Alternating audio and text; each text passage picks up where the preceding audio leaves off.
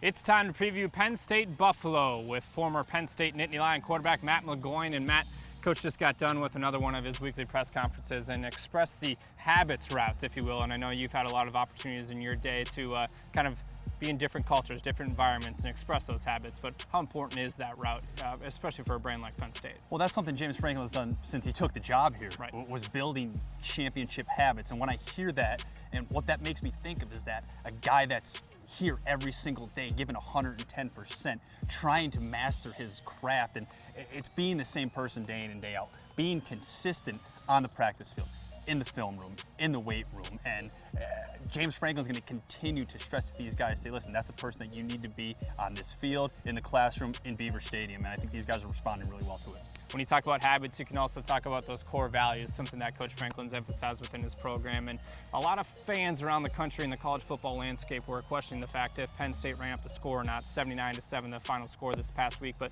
what is your take on that? Look, Mitch, this is college football, and it's college football at the highest of levels. It's not like James Franklin had his first team offense in there for 4 quarters. You're talking about second, third, fourth team guys out there playing as hard as they can. They're trying to gain experience too. They're trying to put good things on film. I mean, you can't expect a guy to go out there and tell him not to score. You know, these guys work hard day in and day out too. They just want the opportunity to play. So I didn't have a problem with it because that's just going to help them get recognition on a national level. You've talked about before you've been one of those scout team guys, and you've gotten the opportunity to kind of come in and make that impact. And I think of a guy like Nick Erie who got to come in. Here's a walk-on and have a moment of his life where he rumbles and stumbles into the end zone from 10 yards out or so and has that moment of his life. But how important is that for a kid like him? Those are moments that you remember forever. Right. I mean, like you said, I was a preferred walker myself, so I was doing everything I could to get in there late in the game to show these guys, listen, Saturday isn't too big for me. I can do this, just give me the opportunity. Let me go out there, let me complete some passes, let me feel the grass, let me feel the atmosphere, let me have a little fun, and I think a lot of guys got the opportunity to do that on Saturday. All right, habits and culture aside, so Penn State's going to shift their attention this Saturday towards Buffalo, as that game will get kicked off at 7:30 p.m. Eastern time inside Beaver Stadium or over on Fox. But when it comes to Buffalo, what sticks out to you?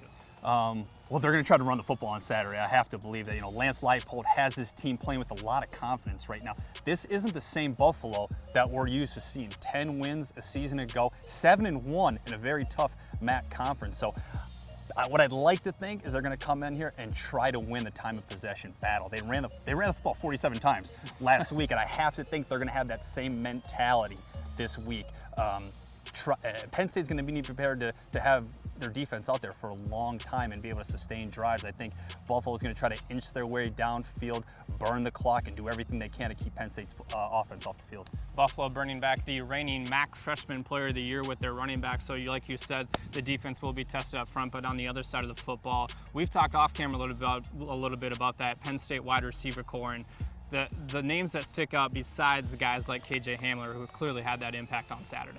Well, I think if there was any question if KJ Hamler was the guy or not, he is, gone. And Saturday solidified that. So I think now what you need to do with him is you need to start to build the game plan around him. Find what he's fantastic at, what routes he's great, build concepts off that, put him in different positions all across the football field. Do everything you can to make sure he gets his touches. But where I think guys like Dotson, Shorter, George are really going to step up and make big plays is on third down. All right, from the wideouts to the line, a guy that Coach Franklin talked about today in his media availability, C.J. Thorpe.